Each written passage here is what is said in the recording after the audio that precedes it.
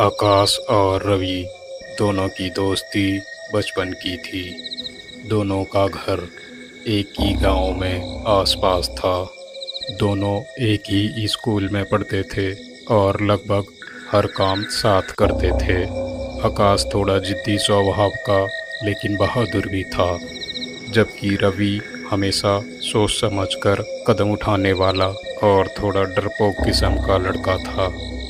गांव सहारनपुर, जो कि अपनी हरियाली, प्राचीन मंदिरों और पुराने किस्सों के लिए जाना जाता था, लेकिन इन सब के बीचों बीच एक जगह थी, पुराना शमशान घाट, जहां शायद ही कोई जाना पसंद करता था।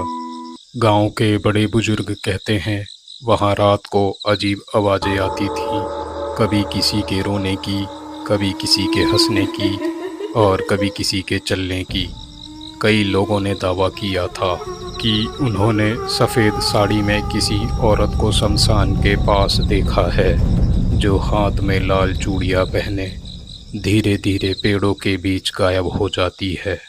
गांव के बुजुर्ग हमेशा बच्चों को समझाते, सूरज ढलने के बाद उस ओर मत जाना, वहाँ आत्माएं भटकती हैं। पर आकाश को ऐसी कहानियों पर यकीन नहीं था। उसे लगता था कि ये सब गांव वालों के बनाए किस्से हैं। एक शाम चाय की दुकान पर बैठते हुए आकाश ने रवि से कहा, क्यों ना आज रात चल कर देखें उस शमशान को। सब कहते हैं वहाँ भूत है, पर मुझे तो ये सब बकवास लगता है। रवि ने तुरंत जवाब दिया, वहाँ कोई तो है। लोग कहते हैं वहाँ रात को दिए अपने आप जल जाते हैं। आकाश मुस्कुराया और बोला, बस यही तो देखना है, दिए अपने आप जलते हैं या किसी ने ये कहानी गढ़ रखी है। रवि ने बहुत मना किया, लेकिन आकाश की जिद के आगे वह आखिरकार मान गया। दोनों ने तय किया कि रात के 12 बजे गांव के पीछे वाले रास्ते से शमशान तक जाएंगे। रात के समय हवा में ठंडक और चारों तरफ सन्नाटा था। आकाश और रवि टॉर्च लेकर गांव के पिछले रास्ते से निकल पड़े। रास्ते में पेड़ों की परछाइयाँ ऐसी लग रही थी जैसे कोई पीछा कर रहा हो। जैसे ही सूखे पत्तों पर चलते ही चरमराहट गूंजती, दोनों के दिल की धड़कन बढ़ जाती। धीरे धीरे दोनों शमशान के पास पहुंच गए। वहां की मिट्टी काली थी और जगह जगह पुराने टूटे चबूतरे बने हुए थे। कहीं कहीं तो जली हुई लकड़ी के टुकड़े और राख के ढेर भी दिखाई दे रहे थे। चारों तरफ नीम और पीपल के पेड़ थे, जिनकी डालियां हवा में झूल रही थी। अचानक आकाश की टॉर्च की रोशनी झपक कर बुझ गई। अब दोनों के पास बस रवि की टॉर्च बची थी। उसी हल्की रोशनी में उन्होंने देखा, सामने एक पुराना चबूतरा था, जिस पर अभी भी राख जमी हुई है और उसके पास एक टूटा हुआ मिट्टी का दिया पड़ा है। आकाश ने झुककर दिए को उठाया और बोला, यही होगा वो दिया जिसके बारे में सब कहते हैं। तभी हवा का एक झोंका आया और दिया अपने आप जल उठा। रवि की टॉर्च हाथ से गिरकर बुझ गई। उसने जलते हुए दिए को देखकर बोला, तूने जलाया ना? लेकिन आकाश भी हैरान था। उसने हाथ दिखाते हुए कहा, नहीं, मैंने कुछ नहीं किया। दोनों के दिल की धड़कनें तेज हो गईं। अब सिर्फ दिए की लौ उस अंधेरे में झिलमिला रही थी। तभी उनके कानों में किसी के धीमे धीमे कदमों की आवाज़ आई। आकाश ने टॉर्च उठाकर इधर उधर रोशनी फेंकी। तभी उसने देखा, दूर पीपल के पेड़ के पास एक सफ़ेद साया खड़ा है।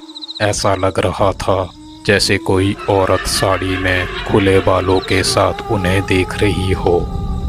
रवि ने कांपते हुए पूछा, वो क्या है? आकाश ने कुछ नहीं कहा। उसके मुंह से आवाज़ तक नहीं निकल रही थी। तभी उस साये ने धीरे धीरे उनकी ओर चलना शुरू किया। अचानक एक ठंडी फुसफुसाहट उनके कानों में गूंजी, क्यों आए हो यहाँ? दोनों डर कर चीखते हुए भागने की कोशिश करने लगे, लेकिन उनके पैर जैसे जमीन से चिपक गए हों। आकाश ने पूरा जोर लगाया और रवि का हाथ पकड़कर उसे खींचा।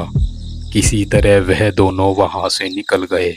भागते भागते वह गांव के नज़दीक जाकर रुके। उनके चेहरों पर पसीना था और सांसें तेज चल रही थी।